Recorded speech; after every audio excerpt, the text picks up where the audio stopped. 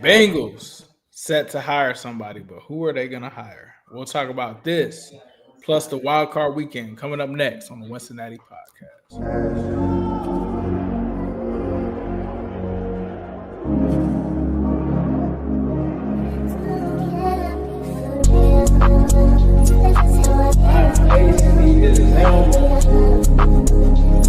It's an exciting time to be a Bengals fan.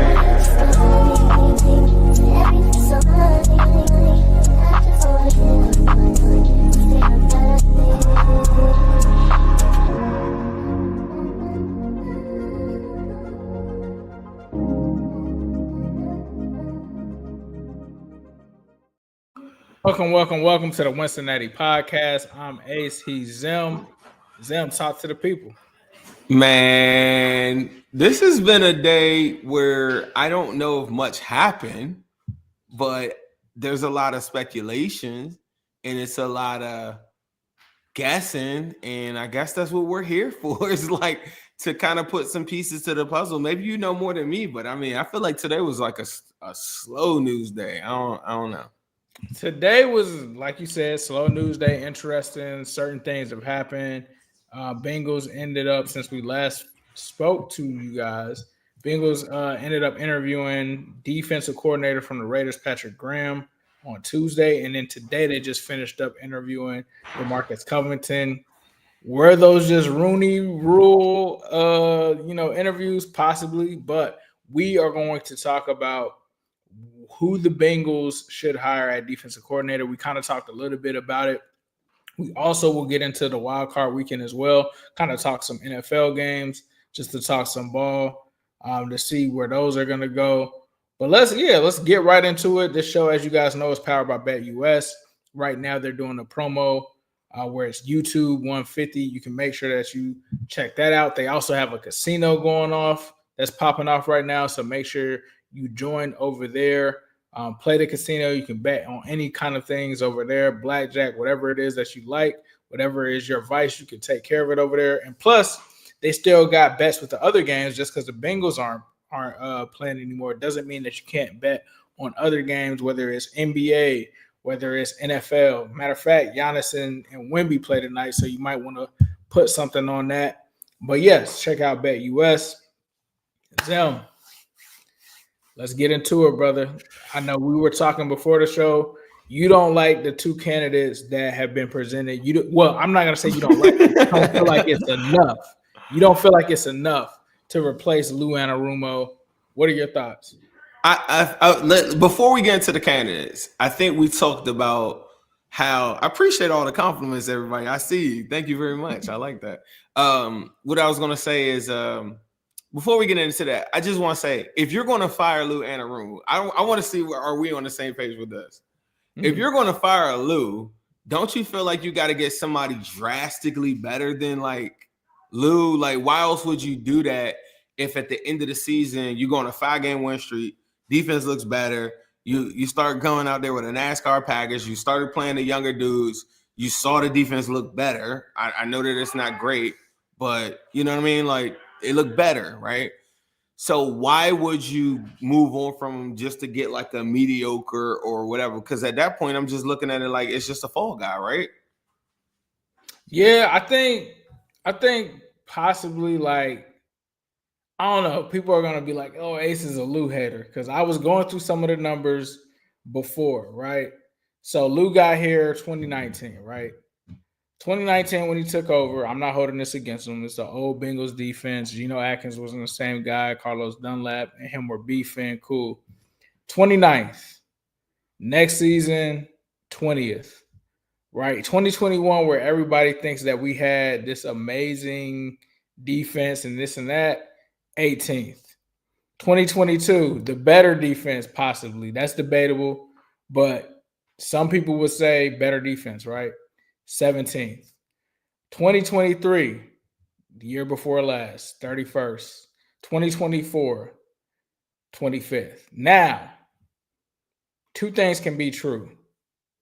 Lou can be a mastermind or a mastermind of stopping Pat Mahomes, Josh Allen, right?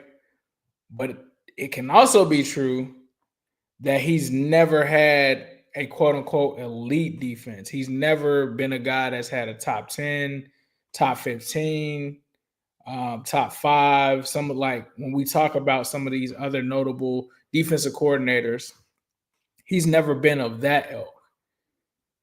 If the Bengals are going to replace this guy, does it have to be with somebody elite?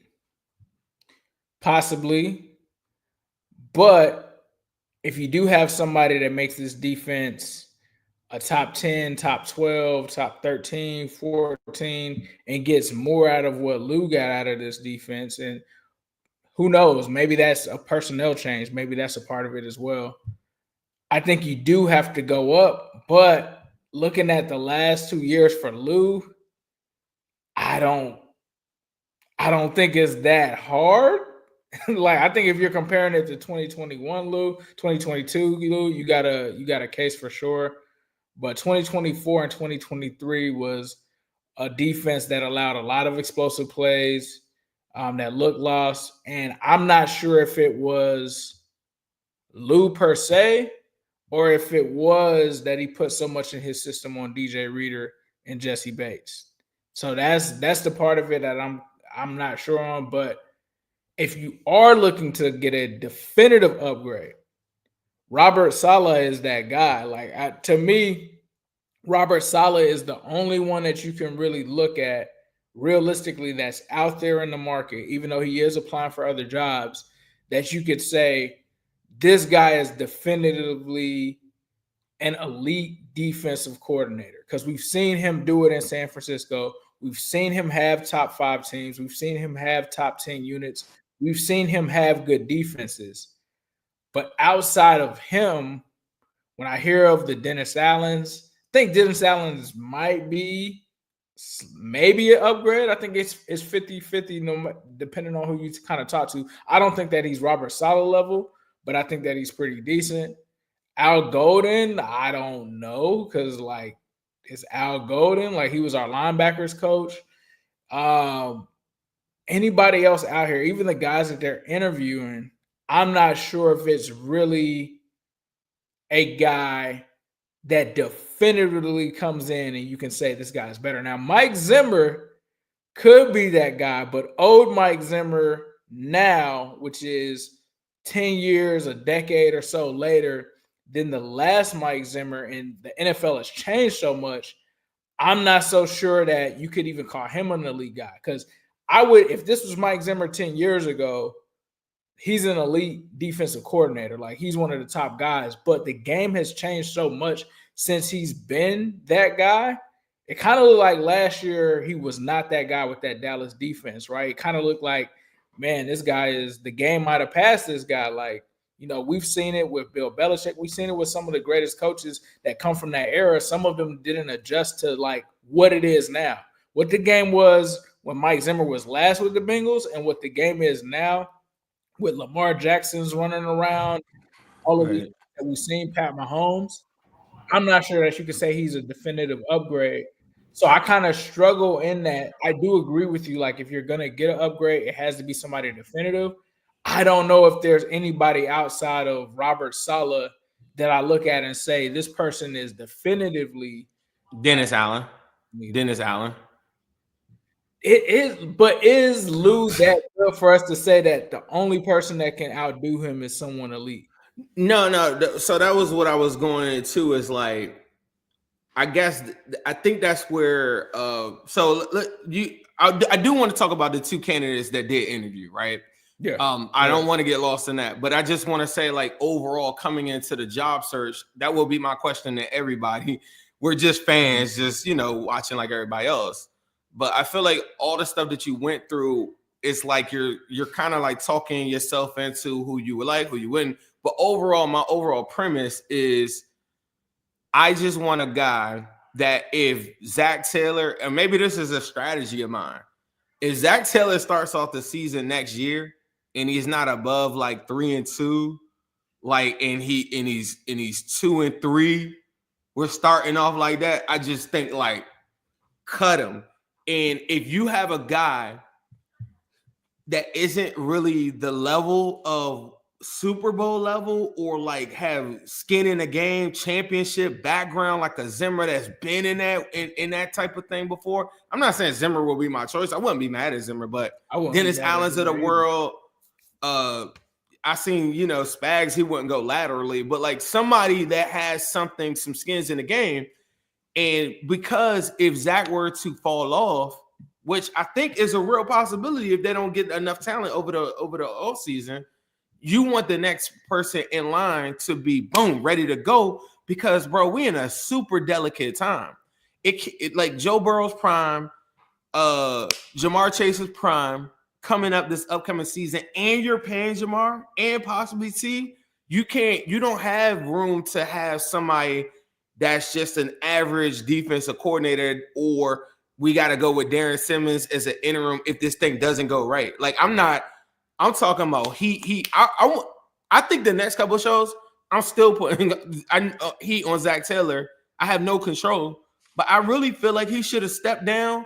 I really do. I think he knows in his heart of hearts he's not on the level of Joe Burrow and Jamar Chase. I think he knows that. Like, if I could look him straight in his eyes, I know he knows that he's not on that level. We talked about the offense. Any team that has Jamar Chase and Joe Burrow, they're going to be a top 5 offense. If you're dropping back your quarterback 5 years later, dude getting 500-pound man falling on his neck, about to break his damn neck, ACL torn and all that stuff like that, is letting me know that this dude, we've been talking about Joe Burrow as a psychopath. Zac Taylor, low-key, is a psychopath to allow this to continue to happen. Like, why are you still dropping them back 5-6 years later? Why are you still dropping them back 50 times a game? Like, that doesn't even make sense. And everybody else in your division, like, or Lamar or Josh and all these guys like that, none of them dudes dropping back over 25 times a game, bro. And then they walk off the field with 250 yards, rushing, passing, whatever, and everybody glazes them. We still dealing with this dude that's hurting the chances of Joe Burrow surviving in this wild gladiator sport. And I'm strategically picking the next defensive coordinator because think about it. If you put somebody that's less than in replacement of Zac Taylor or less than Lou Anarumo in the replacement of Zac Taylor, what happens if Zac Taylor falls off? I'm sorry, in the defensive coordinator spot. Zac Taylor falls off and they got to can him and it goes bad. Say Joe Burrow comes to the podium next year and you're like 2-4. And he's like, yeah, I don't believe in this. And you got to move on from Zac. You need the next candidate to be ready to go. Like Zimmer level, Dennis Allen level, like somebody that's done it before, like not some random dude that just got a top 15 defense. That's how I feel coming into the process. I can be swayed if dude come in there and start talking, you know what I mean? I don't know, but I don't really believe in Zac Taylor right now. And I think that's the problem with the way I'm thinking as far as like the hunt goes. To me, it's bigger than just the defensive coordinator. It's a contingency plan in case Zac Taylor doesn't work out. Yeah, I mean, it is a contingency plan for you to get someone in there. Does Brandon Staley make you feel more comfortable? Hell no. He was one of the worst head coaches ever. Oh, you talking about as a D coordinator? As a defensive coordinator, not as... I don't like the way that the players were so happy when he was gone. No. I feel like his people skills, his communication level, they're trying to sell him as like some smart nerd dude. And I think you could be a smart nerd dude if you're McDaniels from Miami because you cool and you wearing Supreme and you dripped out like my boy over there. Like you could be that, but if you're just a nerd, like these dudes are not listening to that. Like Fig Newton is not listening to that, bro. CTB is not listening to that. They need somebody like Salah to walk in that joint and say, "Who are we punching in the mouth on Sunday, bro?" Like if you not bout that life, even an Antonio Pierce, I would even welcome that above over Graham on the strength of I didn't see Antonio Pierce oversee the operations of head coaching. He knows what it takes in all capacities of that. And he coming in there with that Compton swag to be like, yeah, what's up? Like who getting punched in the mouth on Sunday? Like you need that. If your head coach going to be SpongeBob Taylor pants, if it's going pants is crazy. if it's gonna be SpongeBob Zach pants and we're out here like, you know, just holding our top lip and then acting all like clammed up, like, bro, I do not like the direction that this could go really bad, bro, if they don't hire the right dude, bro. Because I'm telling you, if the guy isn't turned up enough or the smartest defensive coordinator you've ever seen, the Bengals don't have enough. They don't have enough talent. Your boy Malik talking about Steve Wilkes. What do you think about him? He's cool. Steve Wilkes is cool. Would he be considered an upgrade? I think so. Steve Wilkes, okay. I think so because you're talking about somebody that has skin in the game that actually has done this on that level. Like let's talk about the current candidates in case anybody hasn't seen it. So the Bengals have currently interviewed with 2 candidates already. One is Patrick Graham, who is the defensive coordinator from the Raiders since 2022. He came from the Josh McDaniels staff, and Antonio Pierce opted to keep him. Before then, he was with the Green Bay Packers, where he got his first DC gig with the Dolphins. He got his first DC gig with the Dolphins in 2019.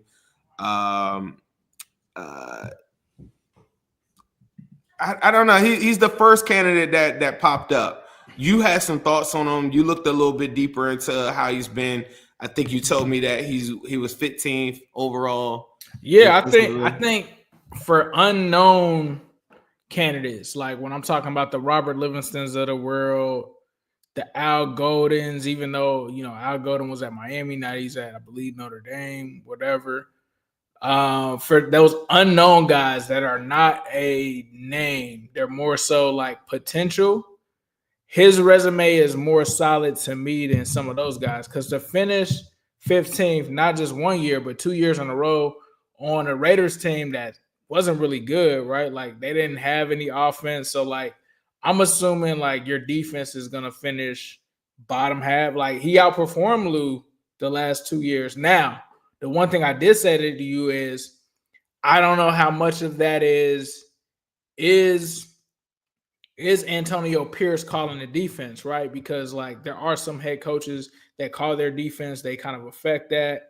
I do know that some people that have talked about Patrick Graham, they said that he's good. He runs a lot of stuff similar to Lou. He has the 3 safety stuff and he likes to do the hybrid stuff, but he also plays to player strengths more so than what Lou was kind of doing from what people have said. So they said he's kind of like Zimmer, where he plays someone to their strengths. And if that's not your strength, they're taking you out. And when I gave the example on the last show, Mike Zimmer knew that Roy Williams was not a coverage guy. He's not a coverage safety. So when I have a guy like Roy Williams that's just mainly a box safety, I'm playing him on the early downs. Whereas he would probably come in, let's role play that he was there this year. He's probably coming in saying, yeah, Sam Hubbard's only playing on first and maybe second down. Like he's out of the game. I'm never putting Sam Hubbard in on third down or any kind of pass rushing scenario. Like he's out of the game. So I think out of the no-name guys are the guys that don't really have a resume. Like if you ask me Robert Livingston or Patrick Graham, I might be like, yeah, Patrick Graham. Now the other dude, the Patriots dude, his resume don't look like that. Like his resume looks like this is a guy that took a good Patriots defense and made it way worse, like 20s and whatever. Like he doesn't have anything that says, hey, we need to look into this guy as a defensive coordinator now. Before that, I believe he was a secondary coach or something like that. And the Patriots did have a good ranking, but he wasn't the defensive coordinator running the show. Well, let's be clear. I want to be clear for everybody who the dude he's talking about. His name was DeMarcus Covington. Yep. He interviewed for the DC job on Wednesday. He has permission to do this for a lateral move because they got rid of because they moved. There was fired. Okay, Covington was fired. So yeah, and so Mayo, he was hired as the DC for Gerard Mayo in 2024. Covington was hired by the Pats all the way back in 2017 as an assistant. He took over as outside linebackers coach in 2019. He coached the defensive line from 2022 to 2023 before Gerard Mayo gave him the promotion. Before New England, he spent 5 years at 4 different college programs, including graduate assistant stints at UAB and Ole Miss. He played wide receiver at Sanford in 2007 to 2010. There are some other reports that I don't feel comfortable talking about where they're talking about speculatory reports on different candidates, but these are the ones that we do know. Those are the two.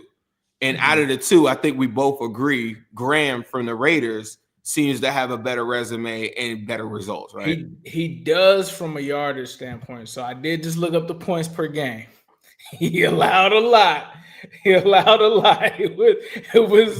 a little like blue numbers. Did you standpoint, it wasn't that much. Did you it wasn't that much. You know what I rewatched today, and it's so crazy that I even did this. I watched because I don't know if y'all seen that cut up that shows Joe Burrow all of his touchdowns this season. Mm-hmm. And it shows the cut up of all the 44 or 45 touchdowns he threw. But when they got to the Raiders game, oh my God. He was going crazy. I didn't realize how bad that game was. We beat the crap out of the Raiders, dog. It was like 30-something to like 7 or something like that. And they were showing like the highlight of that. And then I watched the condensed version of the game because I remember Joe. I was like, damn, when did Joe throw the pick 6?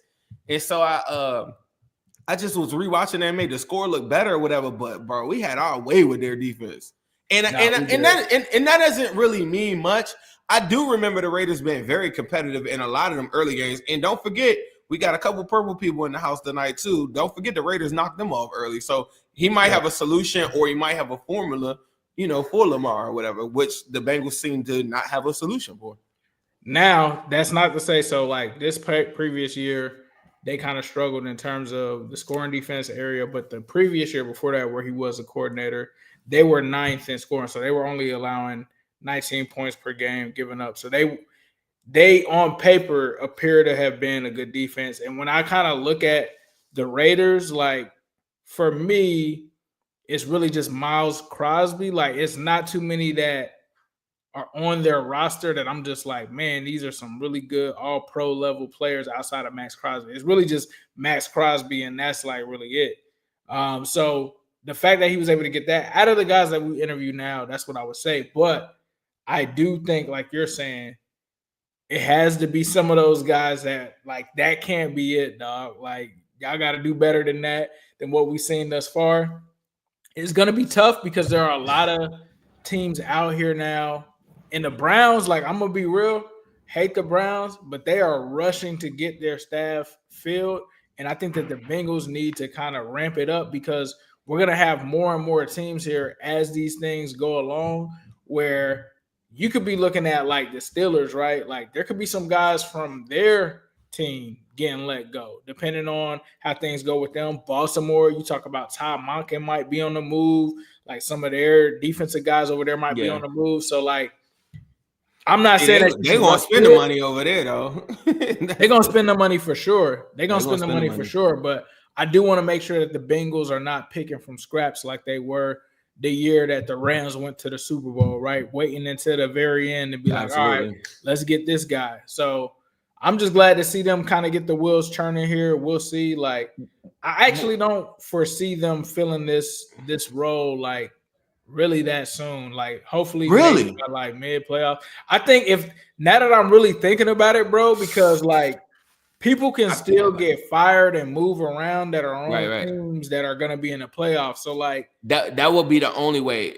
The reason why I was saying this, and I put this out a lot, and I think I was one of the first people to like kind of hint at this, and I don't know if people understand the Rooney Rule or whatever, but it is to coordinators as well too. But the Bengals or any of these NFL teams and the Patriots did it. They just did it in a very nasty way, I thought, because they interviewed Pep Hamilton and Byron Leftwich, and those are two candidates. And the rumor is that they want Vrabel. That's a coach that's available, right? So you might see that. We're recording this on 1/8/2025. This is Wednesday. So that could break. It could be something tomorrow, like, because generally this is how it works. And I'm not saying that the Bengals are doing this, but generally when you see 2 minority interviews immediately, it generally signals that that team is looking directly at a candidate, like right away, and they want to go get their guy. So in order to speed up the process for the Rooney Rule, you go and interview the 2 minority candidates. And so I was one of the first people. They were like, damn, Sam, you just telling like it is. I'm just like, bro, this happens every season. I guess the Bengals, I don't know. The last time that we did this, it was a little bit strung out. But remember, guys like the offensive line coach, remember Andy Dickerson that just got fired over at the Browns and stuff like that? Those were part of the interviews that at the time I was like, I don't think that they're qualified, but I think they had to satisfy the Rooney Rule. And so generally, I think that they're going to move pretty quick. But to your point, the candidate that they want might be currently in the playoffs. But if that were to happen, you see a whole bunch of teams taking virtuals and stuff like that. Like, I want to say Spags is doing a virtual with the Patriots, or I don't want to say that. Somebody in the comments tell me, but I think Spags one is virtual. Ravels is directly in person.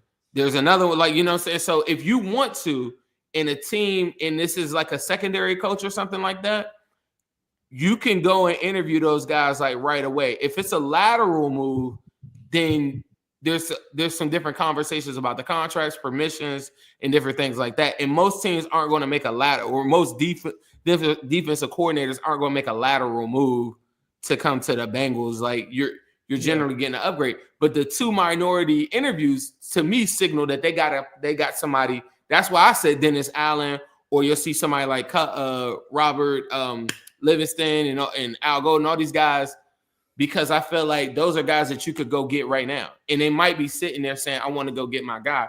And why else would you be moving at that speed? Like, it was the next day. Yeah. Like, that's what makes me feel like it might happen faster than what we think. I could be wrong, though. Offensive line coach. So can we get to this one super chat though? Because I know when people do the super chats, they definitely don't want to like wait to the end of the show to like hear it. The first one, I'm like far away from my computer. Lou deserved to be canned for the lack of snaps of Miles Murphy. He's too good and works too hard to ride the bench. Also has a great attitude. Fuzzy Balls said that. So appreciate that, Fuzzy Balls. Yeah, that was one of the reasons Lou got canned, man. Like, he did not play the young players. That was definitely a reason that they got him out of there. The next one, DJ Mister. Would you guys consider any college coaches for the DC job? Also, what about Rex Ryan? Is that a possibility? Yes, I would definitely consider defensive coordinators from college. I think back to when the Ravens did that and went and got one of their old coaches and went and got the guy from Michigan. I think he's the Seattle Seahawks. Yeah. He's a coach there, Mike McDonald. So, yeah, like if it's a notable coach like that you feel like can be successful in the NFL, I'm down for it. What about somebody, you? We were on that last show and people threw out Wink Martindale, and that's a guy that's having success with Michigan. He's currently, and, they're still doing a college playoff, but, that's a guy that, we know because he blitzed a lot. And I don't know. And I was having a conversation with somebody online. To me, when you're blitz happy, you need talent. Because if you're blitzing with less than talent, it's not, to me, it's a recipe to get you cooked. I love the aggression. I just will have to be sold on it. I do have a question about 4-3 versus 3-4 after we get to the next super chat. Fuzzy Balls again. Fuzzy Ball says, players that have been franchise tagged can block any trade. T said that he doesn't want to play with a quarterback who isn't elite, which limits the trade options. I don't think T's asking to be traded anywhere, so I don't know. I don't know what it means there. Let me say on this one, Fuzzy Balls. If this is what happened to Carson, this is what happened to whoever. The Bengals are in a position, and it's a mechanism that is used because teams take a chance on a player.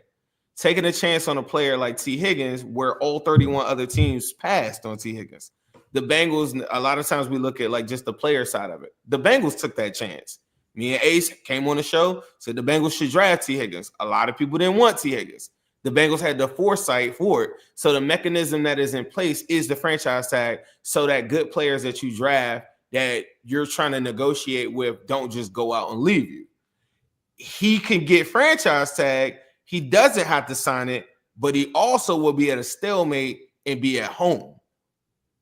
So that's, yeah, I don't know. Like, say he blocks a trade. Okay, go find me another team. Okay, find me another team until you figure it out, or you sign the tag and you go play. So I don't know. Nah, for sure. We got another super chat from LeVar Hollis.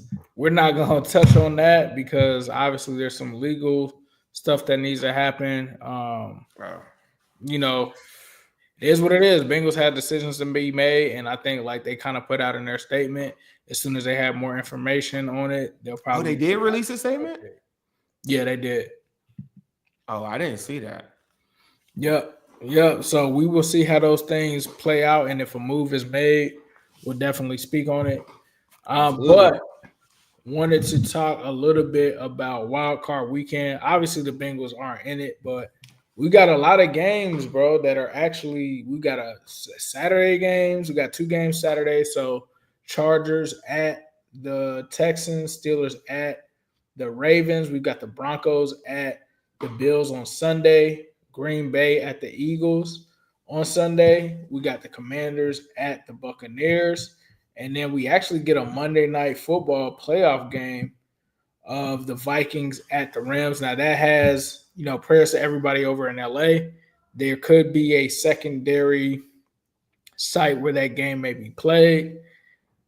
But we get to talk about the ops, bro. We'll talk about the ops real quick. Chargers at the Texans. Who are you taking in this game? What are you thinking that this game is going to play out like? I'm going to go with, you know what? I was about to say I'm going to go with my heart because I don't appreciate how Chargers fans talk to us online, but I'm going to keep it 100 on this one. I think the Chargers get this one. I think they get the better they have the better quarterback in this game. They also have some things that they've done defensively, I think, to correct some of the teams that gashed them after we played them. They also had J.K. Dobbins back. Eli Apple, for anybody cares, was recently he's had his 4-week stint on IR. He's back as well. I don't know if that means much to people, but I do like their secondary. And I think when you're strategizing against the Texans, you're just going out there and saying, I need to go and make sure Nico Collins doesn't beat me now that all the other wide receivers aren't there. I don't think that the Texans have enough pass rush. I do like Will Anderson a lot. I just don't think that they have enough pass rush to consistently mess up what Herbert wants to do. And I think I got Chargers in this one. What you got?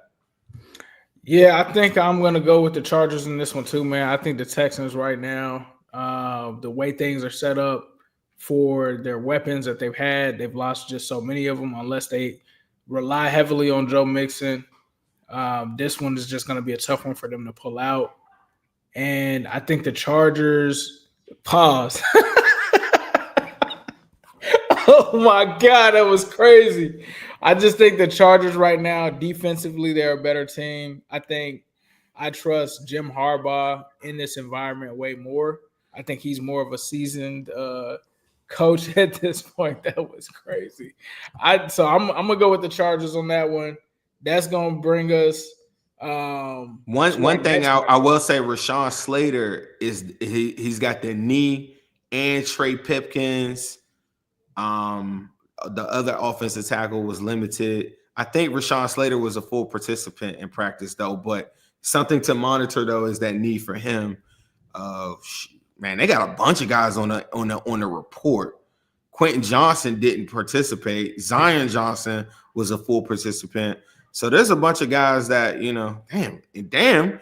And you got Gus Edwards and J.K. limited. I don't know, man. And then the only one I see from Houston is in Houston. I like the play action from it. I mean, Texas really don't really. I mean, Will Anderson was a full participant. I know he's got a hand injury. I don't know, man. Head-to-head, Houston owns the tiebreaker between the two of them, 3-2. Those injuries kind of scare me, though.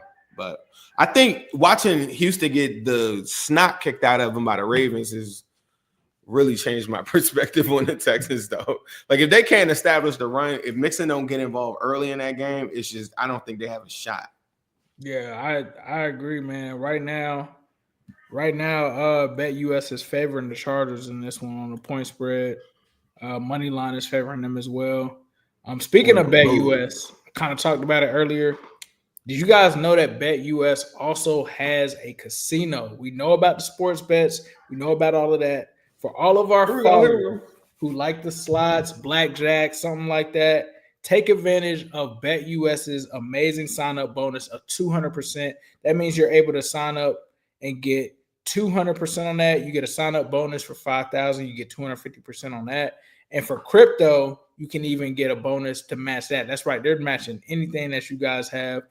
They got the hottest slots. They have casino buzz. They have live dealer tables. So if you guys want to partake in the casino, BetUS also has that. So make sure that you check them out. They also have the sports bets as well. So not only do they have the sports bets, they also have the casino. So make sure you guys check that out. Now, getting back to this game, I'm still going to ride with the Chargers on this one. Next game, the Ops, Steelers at Ravens. This one's a little crazy because I was just talking about this one on AFC North Talk. The Ravens are favored by 9.5 points, dog. And Zay Flowers is likely missing this game.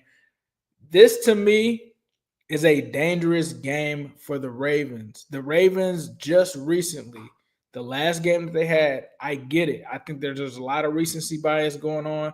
They finally definitively beat the Steelers, but they hadn't beat the Steelers in a very long time. Like 2019 was the last time that. Yep, 2019 was the last time. The Steelers have, from the last several matchups, really owned this Baltimore Ravens team. Like, Lamar hadn't beat the Steelers in a very long time. Like, the same record that the Ravens like to repeat to us about Joe Burrow versus the Ravens, I think the Ravens record or Lamar's record versus the Steelers may be worse. So the fact that they are not giving the Steelers a chance, and here's the craziest part about this is the Steelers are fully healthy right now. There's no secondary injuries. There's no this guy isn't playing. We just saw Cam Hayward last week deflect how many passes? You still got TJ Watt. You're still talking about a team that is coached by Mike Tomlin that has not won since the Pac-Man Jones and Vontaze Burfict fiasco. Like, they have not won a playoff. So even though we look at that game like, damn, that was one of the worst games for the Bengals or whatever, the Steelers haven't won a playoff game since that moment. Like, we've had Joe Burrow years. Super Bowl. We've had Joe Burrow take us to AFC Championship. They have not won a playoff game since then. So I think the Steelers actually want to play the Ravens. I don't think that the Steelers are coming into this game saying, I'm scared to play the Ravens. I'm scared of Lamar. I'm scared of this and that. The fact that there's no Zay Flowers, this is a one-dimensional game for the Ravens on offense. Like, we're talking about Derrick Henry is probably going to be the main focal point of this Ravens offense in this game. And we as Bengal fans, we already know what a team that looks like that may be one-dimensional with Derrick Henry. All you have to do is stack the box against him. Now, Derrick Henry is Derrick Henry, but we all know that he needs 20-plus carries to get that momentum going because the way that he plays football is he wears your defense down, then that's when he's able to get off those runs. But if you don't have Zay Flowers taking the top off of the defense, that's not like 9.5 points. Like, I'm sorry, bro. Like, I think that the Steelers have a shot in this game. I get it that people feel like Russ isn't delivering, but 9.5 points to me is insane. Yeah. To think that a Mike Tomlin team in a brand new season, because playoffs are a brand new season, so it don't matter what the hell happened a month ago. It's what is about to happen this weekend. And I feel like if the Ravens, who historically haven't been the best team to show up in the playoffs, has to play a division rival, I'm going to take the Steelers in this one. What about you? Shout out to Kyle Norick. He says, we got Joey B through the all season fully healthy. Yes, I needed to reiterate that. Going back to, I appreciate you. Going back to the game, everything that you just said, I hear you. I just think the Ravens are way better than them. Like, I don't think the Steelers are that good. So there's a lot riding on this game for the Steelers. I'll tell you. I mean, for both teams, this is a big matchup in our division. Mainly because I don't know if you've heard this too, but guys like their main radio guys like Mad Dog and all these guys are saying if Tomlin doesn't win this game, the rumors are that the Bears could trade for him to be the coach. There's rumors of him being traded. There's rumors of Tomlin possibly this is it. There's so many different things riding for Mike Tomlin on this game. He hasn't won in a decade. Remember, TJ Watt has never won a playoff game. They wasted TJ Watt's whole entire prime. This is a major game. He is 0-3 in the playoffs. TJ Watt has never won a playoff game. The difference in this game, though, as you pointed out, that Zay Flowers one. There's three things that Lamar does and that I watch in every single game. One, the threat of his run makes either you're going to follow him or he's going to throw the overs, and the overs go to Mark Andrews are likely. So that's still going to be there. The other one is when he really wants to run around, nobody can stick with Zay Flowers, right? And I feel like there's a lot of wide receivers like Shakir's like that in the NFL. You got a bunch of shifty dudes like Ladd McConkey. You can't stick with those guys for longer than 4 seconds. Like, it's just impossible. His ability to scramble around, do all that crazy stuff, he's going to have to run. And I think he's capable of doing it. But without Zay Flowers has been that guy when he gets to running around that he just throws the ball like when he gets into that scramble drill. His big outlets of Mark Andrews and likely still being there, I think he'll be fine. The Justice Hill one, this is the one. This is the whole entire game to me. If Derrick Henry doesn't have success in the run game, which I think Cam Hayward and those dudes that you pointed out are going to be balling. I really do. If he doesn't have success in there, Lamar loves to go to Justice Hill on a third down package, but with no Justice Hill, they look a little bit different to me. Keaton Mitchell has never been a running back that catches the football out of the backfield. So I could see a scenario where Lamar's got to play. He's got to play the game of his life, honestly. And it sounds crazy as a 9.5-point favorite, but those are the ways that they win. And two of those major outlets right there aren't there. Another thing is people forget for most of the season, the Ravens passing defense was susceptible to getting hit up. Somebody in the comments said Hill is back. So if he's back, then that helps out a lot because that third down package they severely need it. I will say that the Steelers, though, I think they have some of the tools like a Joey Porter to go and take away, like, you know, I think he could take away Bateman. I do. I think he's super physical, and Bateman sometimes to me is like soft on like the end of his routes, and I think that he's a great route runner, but that's the one guy I think that they can probably get an advantage with that. But I think it's really up to those tight ends to really like get open and do their thing. But I think they do, and I think it's hard to get. If the Steelers would play Justin Fields, I think it would make it a mucky game and make it what Tomlin wants it to be. But if Russell Wilson's just throwing checkdowns, I just don't think they got enough. They don't got enough firepower, bro. I think this is the end of Tomlin. I think this is the game that ends them, and I got the Ravens in this one. The end of Tomlin. Whew. Okay. Next game. You just talked 10 years, bro. Bro, in a decade without a playoff win, that's nuts. And you had the Browns that you come on, bro. Come on. We be that's Marvin Lewis territory now. It is, but it's like most people had them finishing fourth in the division this year, bro. Like they almost. Oh, I didn't have them fourth. But yeah, they almost. I did. I'm not gonna lie. I had them with 8 wins. Like third or fourth. I had them at 8 wins. When they got the 8 wins, they was talking crap to me in the comments on that AFC North Roundtable show, and I was like, and would they end up winning 10 games? 10 games, bro. Like I had them going 8 and 9.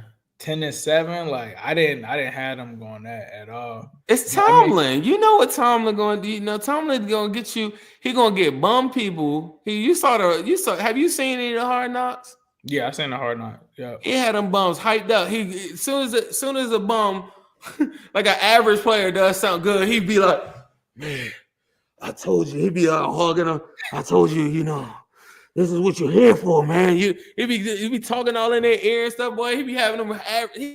He a good coach, man. That's why I'm like, I mean, it is what it. If they want to get rid of Tomlin, I'm good. Welcome to the Andy Dalton era. Welcome to the Zac Taylor era. After you do that, so having them average players hyped up, bro. So next game, Broncos at the Bills. How you thinking this one gonna play out? This might be my upset of the week right here, bro. Ooh. I'm telling you, the way that the Broncos beat the snot out, the Chiefs could talk all they want about, oh, those was our backups. I don't care if my grandmother was out there, the backups to the backups was out there, losing 38 to nothing. You remember this happened to us when we played the Jets? Remember when Ocho talked all that, and then we was like, yeah, we want to play the Jets or whatever, and then they ended up playing when we played the Jets in the playoffs, and they beat us, and we was like, what the hell? It kind of give me vibes of like this team that I don't know, bro. Like the Broncos, a lot of people they're going to get a lot of shit for saying we rather see Joey B than Bo Nix. That defense for the Broncos is for real up front, and they could put pressure on some people. I think Josh Allen, when he played the Ravens and he got that pressure and they got punched in their mouth up front, he looked pedestrian. Bro was like 9 for 30 in that game. What them purple people at? What's the stat line for Josh Allen in that game? He was like 9 for 30, bro. He was terrible. The Broncos gonna be putting some pressure on his ass, bro. Pause. But they're coming. But look, bro. They're going to be pressuring the quarterback at an alarming rate. And I don't know if Josh Allen's ready for that. The simplicity of what the Broncos do, it slows the game down too. And I know that the Bills want to speed it up. I think this might be my we can get to the other games, but that might be my one where I got the Broncos knocking off the Bills, bro. And it falls right into the plan. It's going to create a crazy story. If they beat them, then we're going to look back at the Kansas City one and be like, aha, y'all let them in. And then the Broncos beat the Chiefs. But that's later on. But go ahead. I'm going to be real, bro. I don't think that the Broncos have enough firepower to pull this one off. I do think they have a good defense, but I think we saw when the Bengals played them that like that defense can be exploited. Like you're not playing Carson Wentz this week. You don't have a team that's laying down for you in Buffalo. I think Buffalo's looking to come out here and make a statement. I just don't think like Bo Nix has been a nice story, but like the clock is gonna strike midnight and he's gonna turn into a pumpkin, I think, in this game going up against Josh Allen. I don't trust that Bo Nix in this game can go toe-to-toe with Allen, and I think what could be a high-scoring game. I'm gonna take the Bills in this one. The Broncos didn't deserve to be here, dog. They got our spot. I'm gonna be real. Like I've talked to Broncos fans after the game, and like they might make little jabs here and there, but they're like, dog, you guys deserve to be there. So I do think Sean Payton is Broncos fans told you. You said Broncos fans told you that? Yeah, they told me that. They told me that they don't like some of them. I'm not gonna say all of them. They didn't tell me that. They got a huge following, but the ones that I've spoken to, they said we should be there. But I just think the trail ends here, man. I'm not going to count out Sean Payton. I think Sean Payton gives them a big advantage. I think in this game, like he's going to be able to match Sean McDermott over there. But I just think right now with the level that Josh Allen is playing on and what he does when he gets into the playoffs outside of the Bengals, he goes to another mode, bro. I just think about back when remember when we won our game against the Raiders. And then we were looking up, and it was like every 5 seconds, Josh Allen was just scoring. He just turns into a different beast, I think, when the playoffs get started. And I don't know if Bo Nix can match that. I'm not saying it's going to be a blowout like that Patriots game, but I just don't think Bo Nix can match that, especially on the road as a rookie. Like I don't know. Hold on, is that glaze on my camera for Josh Allen? What was that? He turns into a beast? Why he didn't turn into a beast bro, in the snow? Josh Why he turn into a beast in the snow, my brother? It's like, nah. But next game. Let's go. Yeah, we got to get into the NFC. We've got Green Bay at the Eagles. Right. Now, I'm not sure. Is Jordan Love playing in this game? Is Hurts cleared concussion protocol? Let me see. Let's see. That's the one. While you're, maybe we should have like kind of had that. Shout out We can to come back. Ryan. We can come back to that one. He's hopeful, but it doesn't look like it's a for sure thing so far. Malik Willis was also. If you guys didn't know, Malik Willis played last week. He's also questionable.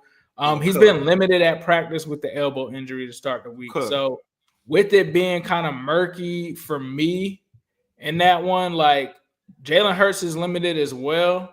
But I feel like the fact that Jalen Hurts has sat out a few weeks, they've had other guys in there. A lot of people are expecting Hurts to be upgraded to full participation on Thursday, and then he's gonna start on Saturday. Right. I'm going with the Eagles. Hurts did practice, bro. Hurts did practice today. Just so we know, on the Green Bay side, both quarterbacks, Jordan Love and Malik, were limited on Wednesday. Love has a right elbow injury. Willis to me is just as terrible as DTR. I don't even care if Willis was able to play. I don't trust that dude runs around worse than Caleb Williams. I thought he was horrible when he was with the Titans, bro. Listen, right now they don't have a shot without Love, and the Eagles up front will just bulldoze you and knock you off and knock you out. Like there's no way I could say I like the Packers defense so much too. That's the crazy thing. I thought last week against the Vikings or whatever, I didn't like how they looked against them. The week prior to that, they had played I think it was the Dolphins and beat the snot out of them, or it might have been 2 weeks prior to that or whatever. But I like their defense. But right now, with no Love playoff scenario, not happening. Saquon Barkley rested up that extra week because they set him out. Like, he coming out there fresh. He going to run for 150 on them. Yeah, I mean, I love what the Packers are doing. I love the fresh new blood that they have going on. But Jordan Love not being 100%, that just does not bode well for them. You're talking about this Eagles team that's, in my opinion, second best team in the NFC. One of the best offensive lines there. I think that is going to give them an advantage against a guy like Rashad Gary. You also talk about those receivers that they have over there, Devonta Smith, A.J. Brown. What are they going to do against those guys? Because they also have some injuries in the secondary over there with Green Bay. So with them not having a fully healthy secondary against this team, I just have a hard time seeing them beat the Eagles. I think if Jordan Love was there and 100%, I think it's way more competitive. This game is also in Philadelphia, right? So, like, no Jair Willis, like, it's a wrap. And then you're talking about Saquon, like you said, I just have a hard time seeing them get past that. Bro, we got no Jair in that game. Also, you got to remember Christian Watson tore his ACL last week as well, too. Yep, no Jair. That's why I said not a healthy secondary. So, like, no Jair, and you're going up against A.J. Brown and DeMarcus Smith. Like, and your quarterback might not be 100%. Eagles on a mission. We're representing the AFC North. They beat the crap out of all the teams in the AFC North. So, and that defense is nasty too. You talking about Monte Sweat, Jalen Carter, like what's so crazy about that game too? I rewatched that game. We was up on them 10-7 and looked pretty damn good in that game, on that Eagles game. And then we went for it on fourth down. McPherson, and then on our side of the field, didn't get it. McPherson missed the field goal. That was the one game that we got blown out, but I thought he was severely outcoached. That's a game, as much as we give credit for Zach for coaching well, and we'd be like, Zach cooked, that's a game where Zach got cooked. But go ahead. Yeah. And then they got, I call them Ku Klux Klan. They got Cooper DeJean, and then they got Guantanamo Bay over there, Quinyon Mitchell, Darius Slay. So they got the guys. Another guy that's always slept on is Dontavian Wicks. But I just think him, Dobbs, and Reed, it's going to be a tough day for them against this defense. Zach Bond is playing crazy this season. So I got the Eagles in that one. Next one, Commanders at Buccaneers. This is going to be a crazy one. You got left hand up. That's who you got? Easy. Tampa Bay, cold weather. They got to go to the Commanders, right? No, they got to go to Tampa. They're going to Tampa. Oh, yeah, because Eagles won the division. I'm tripping. All right, yeah. Yeah, I don't know. Bake be looking a little like uneasy to me at times. I thought last week he regrouped pretty well towards the end. He got the record for Mike Evans and everything like that. But once Godwin went out for their team, I think that was like week 8 or something like that. To me, they're still potent. They're one of the few teams that I think pass as much as us. I love their combo and their running backs or whatever too. I just think Jaden Daniels if he wasn't a rookie and he had an established name, I think he'd be a candidate for Player of the Year. I just don't believe in Tampa Bay in January. I don't believe in them going into this game. I don't know why, but I think then think about this too. Marshawn Lattimore is coming back. So you got that for him. I got Commanders in this one, bro. I think Jaden Daniels. I think Jaden Daniels is going to have a day. Lattimore is your friend. Do you know the history of him and Mike Evans? Do you know? Yeah, but they're not stupid enough to put him on them. Like you would put him on McMillan or somebody like that. Like there's no way they're bringing him back. They better, bro. You don't think that he wants to smoke with Mike Evans? You don't think he might get a couple reps? He might get a couple reps. But I'm gonna be, bro. These dudes have thrown hands on the field. He is guarding him for sure. There is no. Bro, our season is on the line. Y'all could go fight after the game. Like, what are you doing? You trying to rack?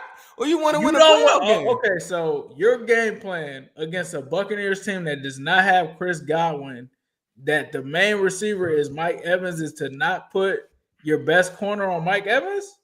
McMillan is nasty too, bro. I will go. Yeah. I will put Lattimore on him, and I will go and give extra attention to Evans. The utilization of the tight ends too. With Bate, you got to make sure you pay attention because he will light you up in the intermediates or whatever with those tight ends as well. And like I said, I talked about the run game. I think it's going to be a high scoring game. I think this is going to be the most fun game out of all the games in the wild card. I know I talked about the Broncos and the Bills. I think it's going to be something weird with that game. That's why I just picked Broncos.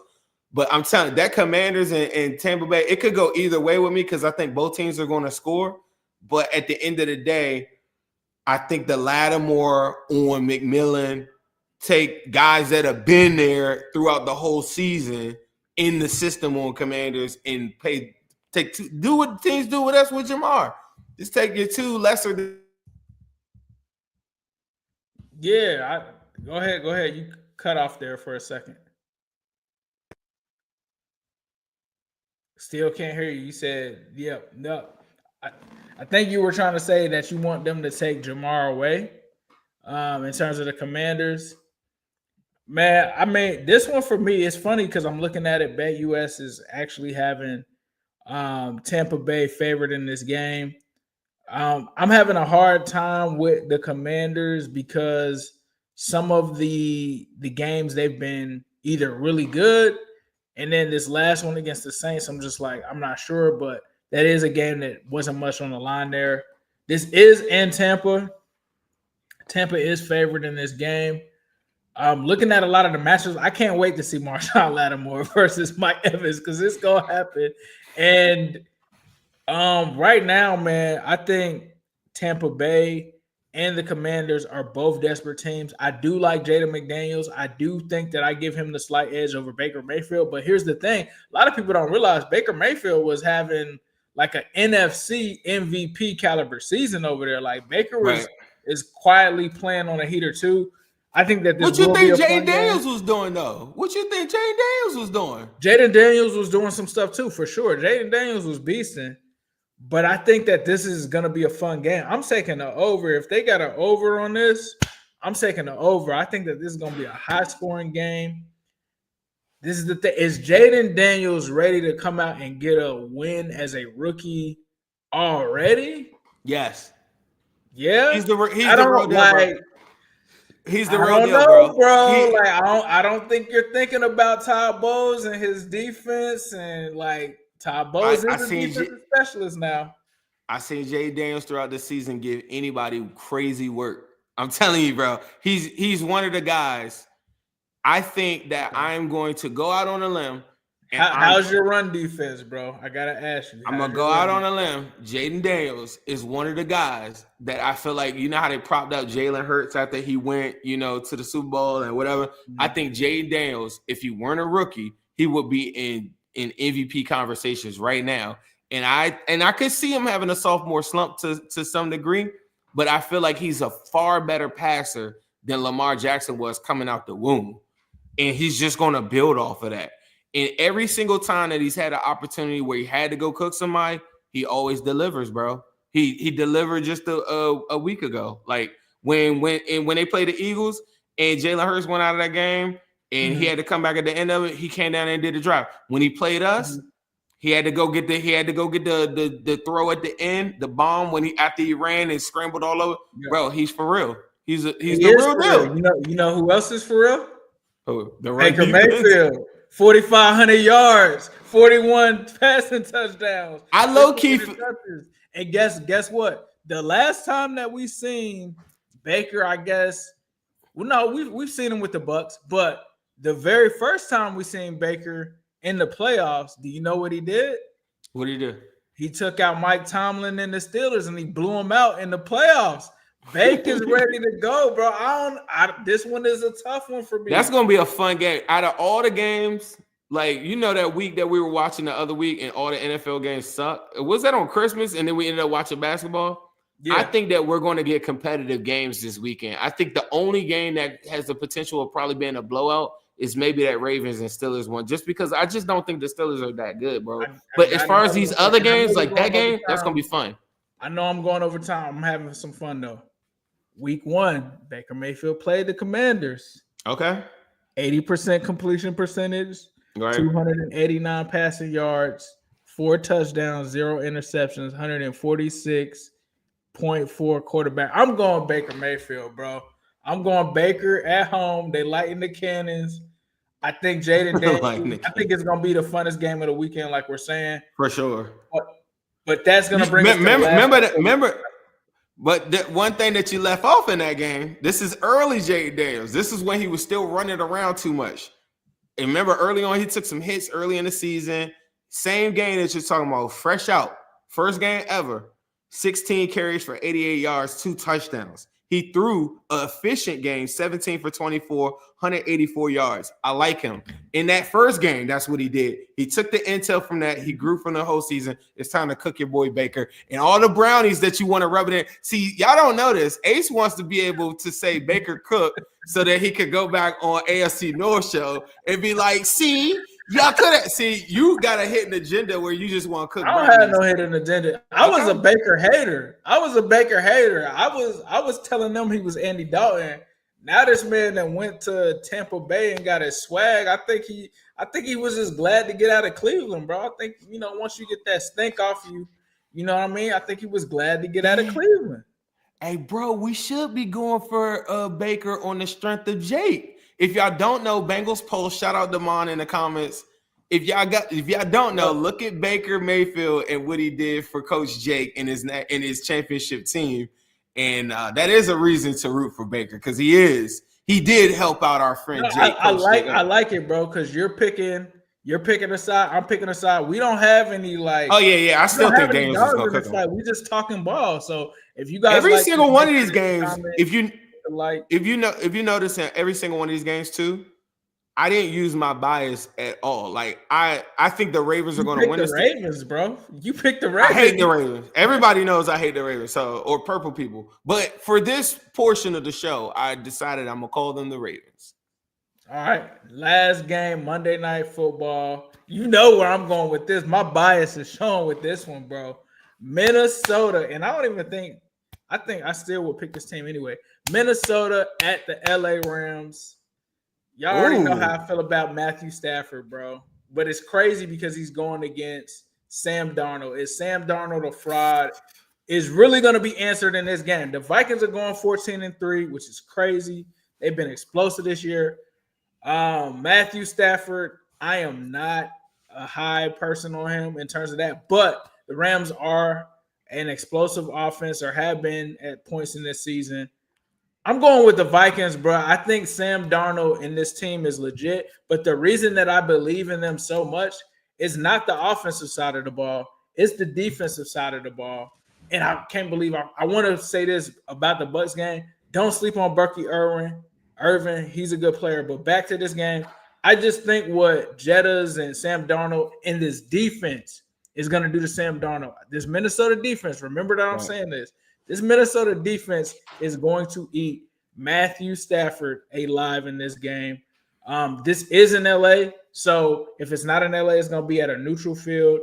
Even if it was in LA, as we saw in 2021, the Rams house is not that big. So if there are people from Minnesota traveling there, this could end up being a home game for them. But I really think what Flores is doing over there with Minnesota is just really good. And I think that that's going to be the factor on how they win this game. Sam Darnold is a good story. Some people feel he should be comeback player of the year. I just think they're going to have an interesting decision to make next year at the quarterback position with Darnold leading them to 14-3 and with them taking the young quarterback. But I'm taking the Vikings in this one. I'm drinking the Vikings Kool-Aid. I do think that they're a legit team. I do think that they're better than the Rams. What about you? I think Vikings overall are a better team. But I will tell you this. The same way you just pulled up the Jaden Daniels versus Baker Mayfield, yep. How about this? On 10-24, Matthew Stafford did play the Vikings, and he won. That was earlier this season. He was 25 for 34, 73.5% completion percentage, 279 yards, and 4 tutties. So Stafford has had success against him. I think Puka Nacua is another guy that I think people do not talk about enough. And I ain't talking fantasy football. If you want to see a guy that runs bubble screens, sail routes, go routes, any route in the route tree, this is a guy that you really need to look at. And he's just as big as an AJ Brown as far as his stature on the football field. He's a very fun for me to watch play football, bro. I really enjoy watching Puka Nacua. I was one of them people that just didn't know much about him, whatever. I think that he's going to outperform Justin Jefferson in this game. Justin Jefferson has a lot to prove in this game. Justin Jefferson just got put in a box last week, and my Triple Crown winner would never do that. So, kid, last week, remember he was kind of going up against Jamar's Triple Crown stuff. Bro had like one catch. Somebody in the comments tell me what Jettas had. He had like one catch for like 7 yards or something like that. Hold on. So you're saying that Ahkello Witherspoon is going to put him in a pack? No, they'll come with a collective effort to do something. I think this is another game. Actually, I think the defense of the Vikings is really nice. I kind of just wanted to go against you. And plus, I know how much you hate Matthew Stafford. I think Matthew Stafford. I think the Vikings are a better overall team. But I do think Sam Darnold does have his moment where if it ain't going to be this week, it's going to be the next week where he's going to turn into a pumpkin. That's true. That's true. I'm going to just say give it to me right now, and I'm just for the sake of whoa there, buddy. Just give me the – I didn't even finish the sentence. Just give me I said give it to me right now on the pick for the Rams. Gotcha. For the Rams. Yeah. Meek. Yeah, bro had Jettas in a box. So I'm not saying that that Ahkello Witherspoon is going to do that. Yeah. Shout out to Ahkello Witherspoon's father. I met him at the airport. You met him too? Yep. Yeah, I remember you met him, and then we put him in a pack afterwards. Yeah, we packed him up. Yeah, he was cool. But yeah, I'm gonna take the Rams in this 1 point walk off field goal to win the game. Hey, it's funny that you said that because BetUS has them at +1 on this. So this is kind of a toss-up game as it stands there. Guys, let us know in the comments. Did you like us talking about the wild card? Do you guys want us to throw and mix some of that in? Obviously, with the season being where it's at now, we'll keep you updated with all the Bengals stuff. But make sure that you guys like, comment, and subscribe. We truly appreciate that. If you're following this on Twitter, follow us on Twitter at New Stripe City, at the Wincinnati Pod, at Zim Hude. We are now going to toss it to our other sponsor of the show, Midwest Best Barbecue. G-Funk wings and them CTVs. Midwest Best is the place to be for queuing wings. Midwest Best is the place to be for queuing wings. It's the AC to the Zim, M to the B's. Uno wings, G-Funk wings and them CTVs. Midwest Best is the place to be for queuing wings. Midwest Best is the place to be for queuing wings. Say what up with Jordan Battle. We be going to battle. Intercepting balls like CTV did on Seattle. Putting 6 up on AZ. Juice game amazing. Make sure you come get these wings, cause then we stay blazing. And T-Game be smooth as ice. Jamal making DBs fold. TV got big levels, and now you already know. It's so pretty for Uno wings. Cam got the new wings. We call them CTBs. Only at MBs. H to the Zim. M to the B's. Shout out Midwest Best Barbecue, 669 Justice Court in Levelland, Ohio. If you guys are hanging around for Wildcard Weekend, make sure that you guys get some of those wings, get some of that brisket. They got the brisket fries. They got the Arnold Palmer's. That's the half lemonade with the iced tea. Like, let them know Ace and Zim sent you. Appreciate them for sponsoring the show. Shout out once again to BetUS for sponsoring the show, and shout out to you guys for rocking with us. Zim, was there anything that you wanted to say before we get out of here? No, man, I just want to say I appreciate y'all rocking with us. I know that we didn't make the playoffs. I know it sucks, but we're going to try to keep y'all updated as much as possible. We're going to talk ball 100%. If anything does happen on the defensive, any of these coaches' hirings or whatever, me and Ace are going to try to go live. So make sure you cut on alerts. Make sure you check out Bengals Pulse too. So even if you don't check out our show, you could go check out that one as well. But cut on alerts, like and subscribe. Make sure if you're on Twitter, make sure you come on over to YouTube, Wincinnati. You can see we didn't come and talk trash, and we actually talked about actual football games, and that's something that we love to do. We talk sports in general, but cut on alerts. If something happens on the coaching front, we are going to try our best to try to go live for you guys and give you an update on that as well. Yes, sir.